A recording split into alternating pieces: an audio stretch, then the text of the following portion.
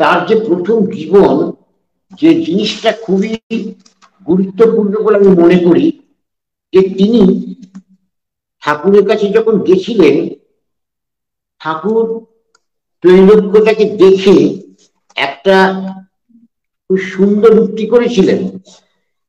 তিনি বলেছিলেন যে এই ত্রৈলোক্যদায় আমার প্রথম বৃত্তি। যখন একবার মানে তখন কত বয়স হবে, দীক্ষা আগে নিয়েছেন, আমি যে ঘটনাটা বলছি সেটা প্রায় ৭৭-৭৮ বছর বয়স তখন তার। আমার বাবার কাছেও কিছু শুনতাম, বাবার কাছে তিনি গল্প করতেন, বাবা গল্প করতেন বললে ভুল হবে, আমার বাবা তাকে জিজ্ঞাসা করতেন, করে করে খুঁটিয়ে খুঁটিয়ে তার জীবনী থেকে কিছু কিছু জানবার চেষ্টা করতেন, এবং তাতে একসঙ্গে ত্রৈলোক্যতা এবং ঠাকুর দুজনেরই মহিমা আমরা উপলব্ধি করতে পারতাম।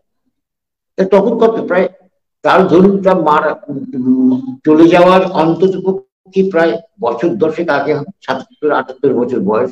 সেই সময় একবার যখন দেওঘরে গেছিলেন, এবং সেটা ধরুন অন্তত পক্ষে আমি ঠিক সনটা মনে করতে পারছি না, ঠাকুরের প্রস্থানে কিছু আগে, সামান্য কিছু আগে হঠাৎ যখন গেছিলেন, তখন ত্রৈলোক্যতাকে দেখে সবার সামনে ঠাকুর প্রকাশ্যে বললেন, এই ত্রৈলোক্যদায় তো আমার প্রথম মৃত্যু, আমার প্রথম মৃত্যু।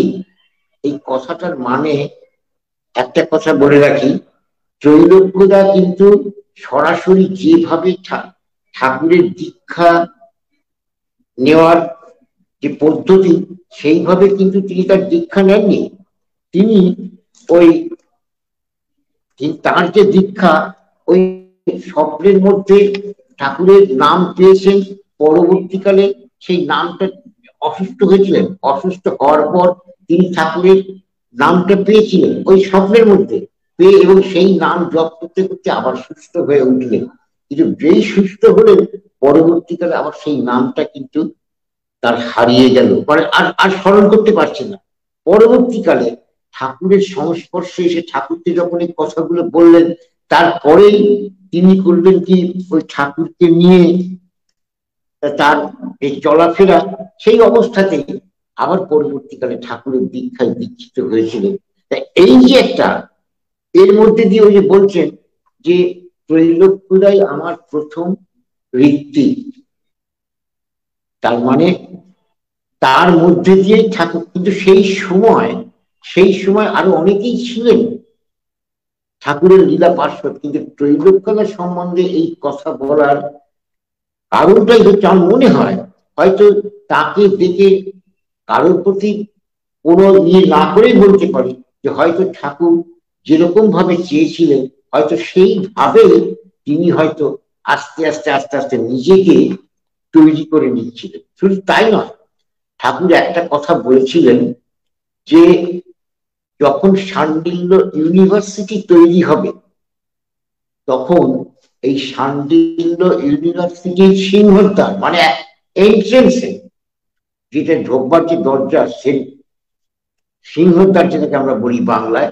ইংরেজি এন্ট্রেন্স, সেই সিংহদ্বার বা ঢোকার মুখে বা ওই এন্ট্রেন্সের মুখটায় ত্রৈলোক্যদার ছবি যেন থাকে। তবে চিন্তা করুন, খুব লেখাপড়া করতেন, বিজ্ঞান চর্চা করতেন, তথাকথিত ওই পুঁথিগত বিদ্যা হয়তো তার ত্রৈলোক্যদার ছিল না, কিন্তু বিজ্ঞান মনস্কতা তার ছিল, বিজ্ঞান মনস্ক একটা মন তার ছিল, এবং তিনি সব সময় ওই ঠাকুরকে নিয়ে চিন্তা ভাবনা গবেষণার মধ্যেই থাকতেন। আর এর মধ্যে দিয়ে ওই যে ঠাকুর কথাটা বললেন যে ইউনিভার্সিটির কাছে, ইউনিভার্সিটির দেউড়গোড়ায় তার ছবিটা থাকবে, তার আমার মনে একটাই কারণ, সেটা পরে আমি আসছি। এই ইউনিভার্সিটি, অথচ তার কিন্তু খুব একটা পাণ্ডিত্য যে ছিল তা না, তার থেকে অনেক বেশি পণ্ডিত লোক সেই সময় সৎসঙ্গে ছিলেন। কিন্তু ঠাকুরের ওই ইউনিভার্সিটি যে কথাটা, সেই ইউনিভার্সিটি কথাটার যদি আমরা বাস্তব ব্যাখ্যা করতে পারি, তাহলে দেখব যে ঠাকুর বলছেন, ইউনিভার্সিটি ব্যাখ্যা কি দিচ্ছেন, যে where variety arise with a meaning of unity is university. আবার বলছি, where variety arrive with a meaning of unity is university।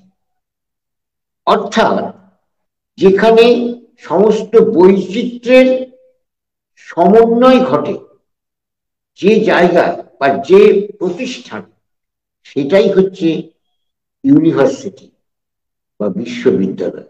অর্থাৎ বৈচিত্র্যমুখী বৈশিষ্ট্য বা গুণের সমাবেশ ঘটবে। ত্রৈলোক্যদের জীবনীতে দেখা গেছিল এমনই একটা বৈচিত্র্যময় জীবনের অধিকারী ছিলেন আমাদের ত্রৈলোক্যনাথ চক্রবর্তীরা।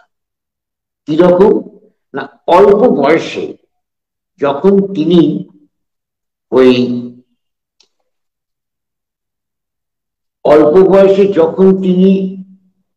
রোজগার করা শুরু করলেন, প্রথমে একটা হোমিওপ্যাথি ওষুধের রিসার্চ করবার জন্য একটা প্রতিষ্ঠান তিনি তৈরি করেছিলেন। আর এই যে প্রতিষ্ঠান তৈরি করেছিলেন তার নাম ছিল হোমিও রিসার্চ একাডেমি।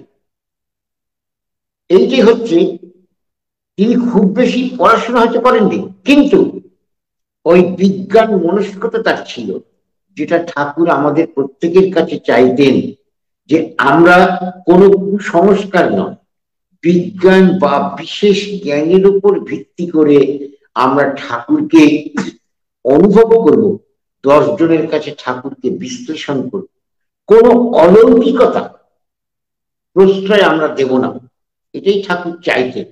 ঠাকুরের মহিমা প্রচার করতে গিয়ে আমরা ভুলবশত হিতাহিত জ্ঞান হারিয়ে অগ্রপশ্চাৎ বিবেচনা না করে ঠাকুরের অলৌকিক কাহিনীগুলো আমরা বর্ণনা করে দিই।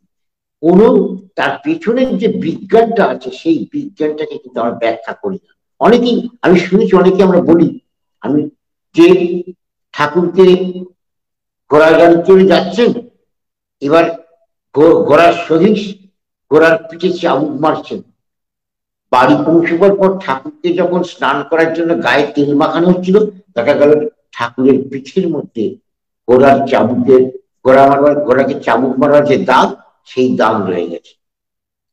এর মধ্যে দিয়ে আমরা একটা অলৌকিক কাহিনী প্রচার করছি, কিন্তু ঠাকুর এইটাকে একেবারে আপত্তি জানিয়েছে। তিনি বলছেন, না, ওভাবে প্রচার করলে হবে না, তাতে মানুষ অলৌকিকতার দিকে ঝুঁকবে। ব্যাখ্যা করতে হবে ওর পেছনের যে গুরুত্বটা বা বিজ্ঞানটা কি পরে ঠাকুর নিজে ব্যাখ্যা করছেন যে যখন ঘোড়াকে চাবুক মারছিল আমার খুব লাগছিল, তার কারণ আমি খুব অনুভব করছিলাম যে আমার পিঠে চাবুকটা মারছে, অর্থাৎ আমি আর ওই ঘোড়া দুজনে মিলেমিশে একাকার হয়ে গেলাম। তাই ঘোড়ার পিঠে যে চাবুকটা মারছে, আমার পিঠে সেটা মারার ফলে ওই অনুভূতি প্রবণ হওয়ার ফলে আমার পিঠে দাগটা পড়ে গেছে। এইটা কিন্তু কোনো গাঁজাখুরি গল্প নয়, আপনারা প্রত্যেকেই বাস্তব জীবনে মিলিয়ে নিতে পারেন। অনেক সময় দেখবেন রাস্তাঘাটে যেতে যেতে যেতে হয়তো দেখলাম রাস্তাটা বিরাট বড় অ্যাক্সিডেন্ট হয়েছে, একটা লোক গাড়ি চাপা পড়েছে, আমি নিজে দেখেছি। সেই গাড়ি চাপাটা কিরকম ভাবে পড়েছে, গাড়ির চাকাগুলো, পেছনের চাকাগুলো, যে লোকটা গাড়ি চাপা পড়েছে তার মাথার উপর দিয়ে চলে গেছে, মাথাটা থেতলে গেছে, খুলিগুলো বেরিয়ে গেছে, রক্ত বেরিয়ে গেছে। দেখি একটা বিভৎস অবস্থার সৃষ্টি হয়েছে আমাদের। প্রশ্ন হচ্ছে, কই আমার মনের মধ্যে এটা হলো কেন? আমার মাথার উপর দিয়ে চাকা যায়নি।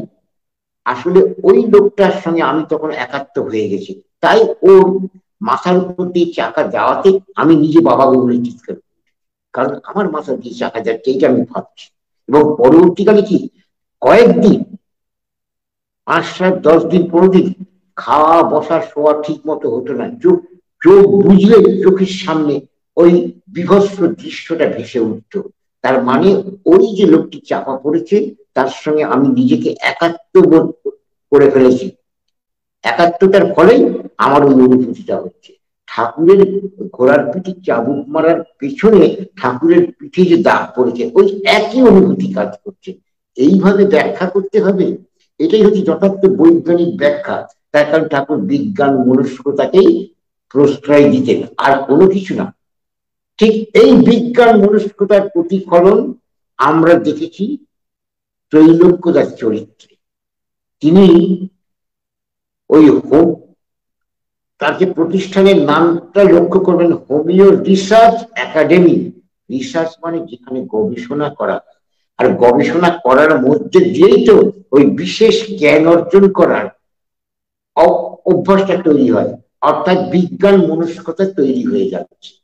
আর এই যে তিনি এটা কেন করলেন, হোমিওপ্যাথি ওষুধ তিনি তৈরি করলেন।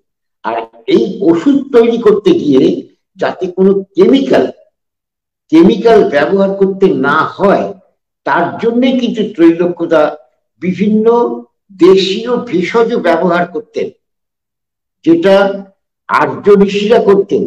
ঠাকুর এই আর্য ঋষিদের ওই দেশীয় গাছগাছার ওপর নির্ভর করে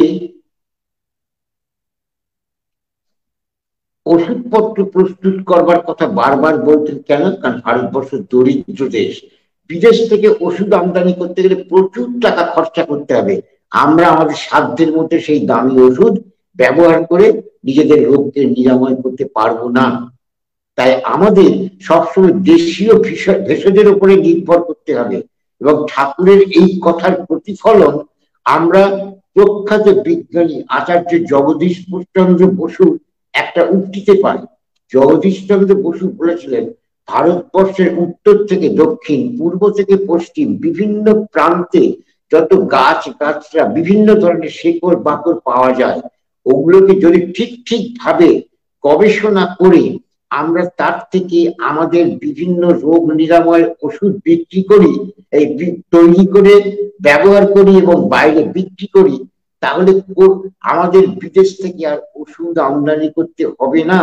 বরং ভারতবর্ষের ভেষজ বস্তু থেকে উৎপাদিত ওষুধ সারা পৃথিবীর বাজারে ঘুরে বেড়াবে এবং তাতে আমাদের আর্থিক সুবিধে হবে, আমরা অর্থনৈতিক দিক থেকে স্বাবলম্বী হয়ে উঠব। এই যে জগদীশ চন্দ্র বসুর কথা, ঠাকুর সেই একই কথা বলতে। পুরুষোত্তম কখনো বাস্তব বোধকে বর্জন করে কথা বলতেন না। তাই ঠাকুর চাইতেন যে ভেষজ জিনিস দিয়ে আমরা আমাদের বিভিন্ন ওষুধ বা বিভিন্ন জিনিসগুলোকে তৈরি করি, যাতে আমরা অল্প খরচে নিজেদের হাতের মুঠোই যাতে ওষুধগুলো পেতে পারি। ত্রৈলোক্যদা ঠাকুরের এই মানসিকতা বুঝে হয়তো করেছিলেন কেন জানি না, কিন্তু তার মধ্যে এটা ছিল। ঠাকুরের তখনও কিন্তু তিনি ঠাকুরের দীক্ষায় দীক্ষিত হননি, কিন্তু তার এই মানসিকতাটা ছিল। আর এই মানসিকতা ছিল বলেই তিনি কিন্তু ওই দেশীয় ভেষজ, শিমুল গাছের ছাল, তারপর পলাশ ফুল, অশোক গাছের ছাল, এইগুলো নিয়ে এর থেকে তিনি ওষুধপত্র তৈরি করতেন। কিন্তু পরবর্তীকালে দেখলেন যে ওষুধ তৈরি করে যে লাভটা হয়, সেই ওষুধ তৈরি করে লাভ দিয়ে কিন্তু তার সংসার চলবে না। তাই সংসার চলবে না বলেই তিনি কিন্তু ওই ওষুধের পরিবর্তে চেষ্টা করলেন অল্প খরচে যাতে রং তৈরি করতে পারে, বিভিন্ন রং। ওষুধে যেমন ভেষজ পদার্থ ব্যবহার করতেন, রং তৈরি করতে তিনি তখন এই ভেষজ জিনিস ব্যবহার করতেন। লক্ষ্য করুন কোথায় ওষুধ তৈরি আর কোথায় ব্যক্তিগত জীবনে রঙের ব্যবহার। মানে বিভিন্ন বিভিন্ন মানে বৈচিত্র্যময় বিভিন্ন বৈশিষ্ট্য তার চরিত্রের মধ্যে সে ভিড়ছে। রং প্রস্তুত করতেন, এবং এই রং প্রস্তুত করতে গিয়েও সেই একই জিনিস, শিমুল গাছের ছাল, অশোক গাছের ছাল, পলাশ ফুল, এই সমস্ত জিনিসগুলোকে নিয়ে তিনি রং তৈরি করবার চেষ্টা করতেন। এবং একটা সঙ্গে আর একটা রঙের পার্থক্য বোঝাবার জন্য বিভিন্ন বস্তুকে বিভিন্ন ভাবে ব্যবহার করতেন। একই রং মানে বিভিন্ন রং একই গাছের ছাল থেকে বা একই ভেষজ থেকে আসবে না, এইটা তিনি দেখাতেন। আর এই রং যাতে তৈরি করা যায় তার জন্য তিনি ওই একটা বইও লিখলেন, ওই বিজ্ঞান মনস্ক এটা মানে একদিকে প্রথমে তৈরি করলেন হোমিও রিসার্চ একাডেমি। ওই হোমিও রিসার্চ একাডেমি তৈরি করতে করতে যখন তিনি রং তৈরি করতে শুরু করলেন এবং রং নিয়েও মানে গবেষণা করে বিভিন্ন রং প্রস্তুত করে যাতে মানুষ ইয়ে করতে পারে, স্বাবলম্বী হতে পারে এবং সেই রংটাকে তাদের ব্যক্তিগত জীবনে কাজে লাগাতে পারে, তার জন্য তখন ত্রৈলোক্যদা কি করলেন না একটা ছোট্ট বই লিখে ফেললেন। সেই বইটার নাম দিলেন পাকা রং প্রণালী। পাকা রং প্রণালী। দেখুন, একবার হোমিও সেন্টার তৈরি করলেন, হোমিও রিসার্চ সেন্টার, তার থেকে আবার তৈরি করে সরে আসলেন ওই পাকা রং প্রণালী। এবং এইটা করে তিনি যুব সম্প্রদায়, তৎকালীন যে যুব সম্প্রদায়, তাদের মধ্যে তিনি এই রংটাকে ব্যবহার করাবার চেষ্টা করলেন, যাতে মানুষ এই রংটাকে ব্যবহার করে, রংকে ব্যবহার করে ব্যক্তিগত জীবনে তাদের অভাব অভিযোগ দূর করতে পারে, স্বাবলম্বী হতে পারে, আর স্বাধীন ব্যবসা করে নিজের জীবনটাকে চালিত করতে পারে। এই জন্যই তিনি, কারণ ঠাকুর চাকরি করার চাইতে স্বাধীন ব্যবসা করা তার উপর খুব বেশি গুরুত্ব দিতেন। বিভিন্ন সময় এই কথাগুলো তিনি বলেওছেন। ত্রৈলোক্যদা যেন ঠিক তার কথার, তার ইচ্ছার একটা বাস্তব প্রতিফলন, এইগুলো তিনি করতেন। এবং পরবর্তীকালে যখন ঠাকুরের কাছে আসলেন, তখনও কিন্তু দেখা গেছে যে ত্রৈলোক্যদাকে জড়িয়ে ধরে ঠাকুর যখন ওই প্রায় 10 থেকে 15 মিনিট মানে তার দীক্ষা হচ্ছে, ঠাকুর জড়িয়ে ধরেছেন, জড়িয়ে ধরে মনে মনে নাম দিচ্ছেন, ব্যাস ওই হয়ে গেল তার দীক্ষা, অভূতপূর্ব দীক্ষা। এই হচ্ছে ত্রৈলোক্যদা। তাই সে যাই হোক, এবার কাজের কথায় ফিরে আসি। তিনি যুব সম্প্রদায়কে উদ্দীপ্ত করলেন যাতে ওই রংটাকে তৈরি করা যায়। এরপরে যখন বিভিন্ন সময় তিনি চারপাশে ঘুরে বেড়াতেন, আবার ঠাকুরের দীক্ষায় দীক্ষিত হওয়ার পর বিভিন্ন জায়গায় ঠাকুরের কথা মানুষকে প্রচার করতেন, এবং শুধু প্রচার করতেন না, প্রত্যেককে সঙ্গে নিয়ে তিনি চারপাশে ঘুরতেন। তার এবং ঠাকুরের যে কথাগুলো নামেই, ওই নামেই সবকিছু ইয়ে হয়, নামেই মৃত মানুষের প্রাণ সঞ্চার হয়, যেন তার একটা সাক্ষাৎ প্রতিফলন ত্রৈলোক্যদা দেখালেন। ওই এক ভক্তের ছেলেকে নিয়ে তিনি গ্রামের রাস্তা দিয়ে হেঁটে যাচ্ছেন, দেখলেন একটা গাছ মরে আছে। এবারে ওই যে মরে পড়ে আছে গাছটা, ওই গাছটাকে দেখে তার হৃদয় কেঁদে উঠল। তিনি তখন দীর্ঘক্ষণ সেই গাছটাকে ধরে নাম করতে লাগলেন। আর আশেপাশে যারা দেখছে, তারা যে ছেলেটার সঙ্গে তিনি যাচ্ছিলেন, সেই বাচ্চা ছেলেটাকে জিজ্ঞেস করলেন, আচ্ছা তোমার ওই যে কাকা জাতীয়, উনি কি পাগল? তখন বলছেন কেন? তো মরা গাছ, অনেকদিন আগে মরে গেছে, এই মরা গাছকে জড়িয়ে ধরে কি করছেন উনি? হ্যাঁ, চোখ বুঝে। ছোট বাচ্চা কিছু তো জানে না, সে কোনো উত্তর দিতে পারেনি, কিন্তু প্রায় দীর্ঘক্ষণ ওই গাছটাকে জড়িয়ে ধরে ত্রৈলোক্যদার নাম করলেন। এবং নাম করার পর তারপর তিনি চলে আসলেন। পরবর্তীকালে খোঁজ নেওয়া গেল যে ওই কয়েক সপ্তাহ পরে গাছটা আস্তে আস্তে সজীব হওয়ার লক্ষণটা প্রকাশ করছে।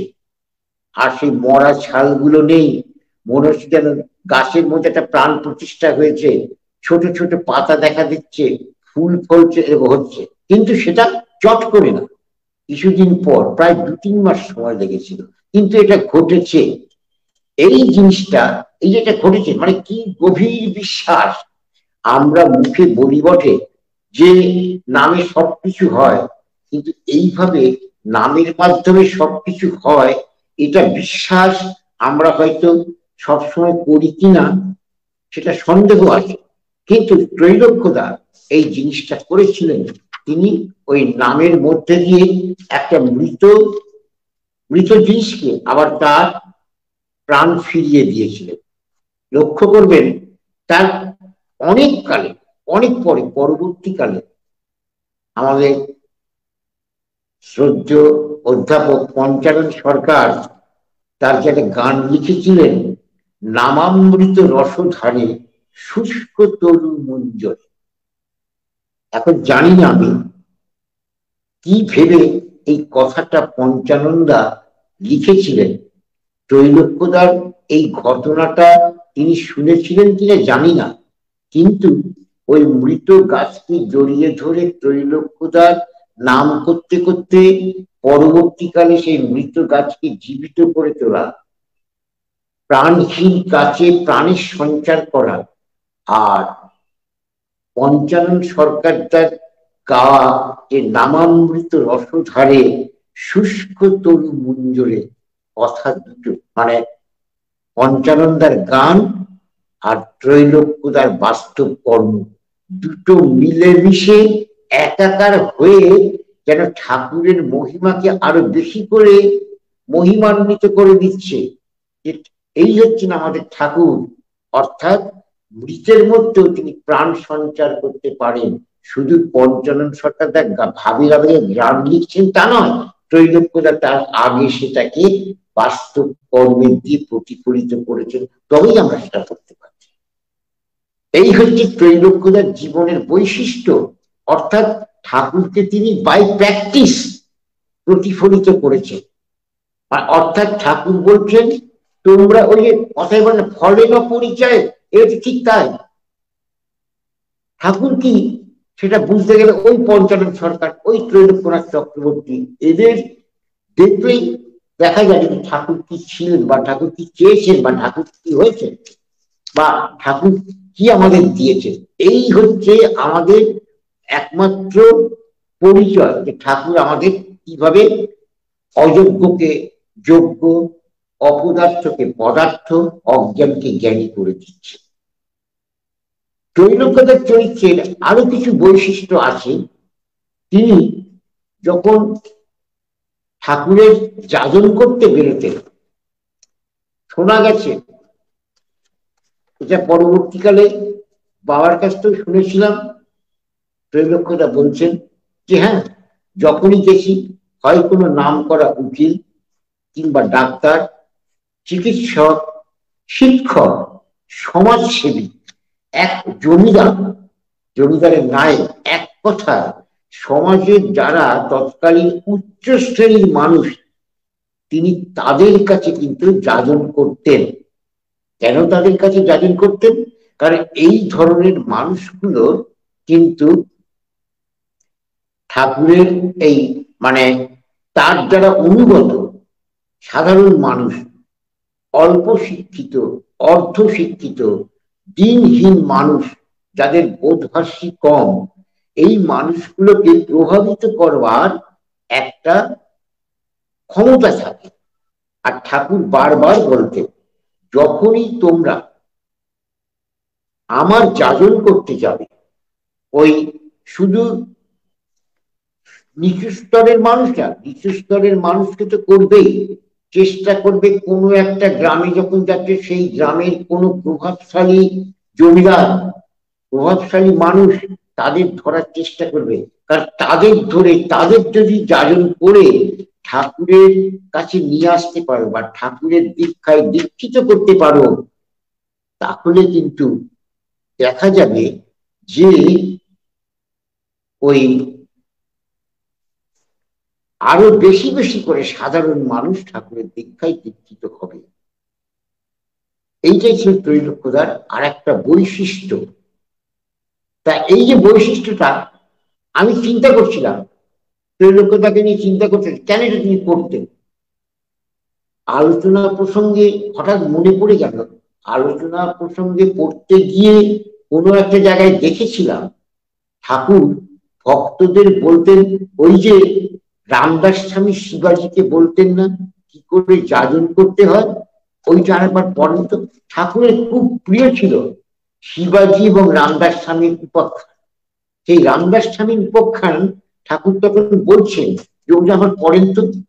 পড়তে পড়তে এক জায়গায় আসছে যে অনেক কিছু আসে, তার মধ্যে ঠাকুর বারবার বলে ওই জায়গাটা পড়ে বলে একটা বিশেষ জায়গা বলছে। সেই জায়গাটা কি? সেই জায়গাটা হচ্ছে ধূর্তই অন্তর চেনে, ধূর্ত, ধূর্তই অন্তর চেনে, ধূর্তই বাগাতে জানে, তাই বেছে বেছে ধরিবে ধূর্ত, পাইবে বাজারি অগণন। ধূর্তই অন্তর চেনে, ধূর্তই বাগাতে জানে, তাই বেছে বেছে ধরিবে ধূর্ত, পাইবে বাজারি অগণন। কে বলছেন? রামদাস স্বামী, প্রভু রামদাস স্বামী। কাকে বলছেন? শিবাজিকে। মহারাষ্ট্রের দোর্দণ্ডপতি মারাঠি জাতিকে যে একতাবদ্ধ করেছিলেন শিবাজি, সেই শিবাজিকে রামদাস স্বামী উপদেশ দিচ্ছেন কি করে তুমি মানুষের মধ্যে প্রভাব বিস্তার করবে।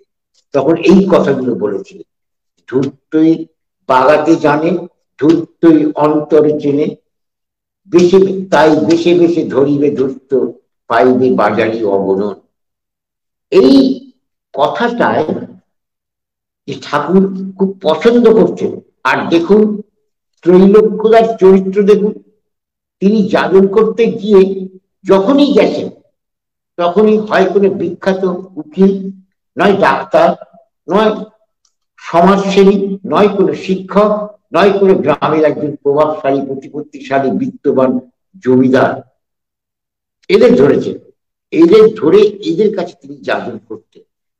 যদিও সাধারণ মানুষের সঙ্গেও তার সম্পর্ক খুব গভীর ছিল, নিবিড় ছিল, কিন্তু সাধারণ মানুষের সঙ্গে সঙ্গে এই যে মানুষগুলো, এই মানুষগুলোকেও তিনি কিন্তু কখনো ভুলতেন না।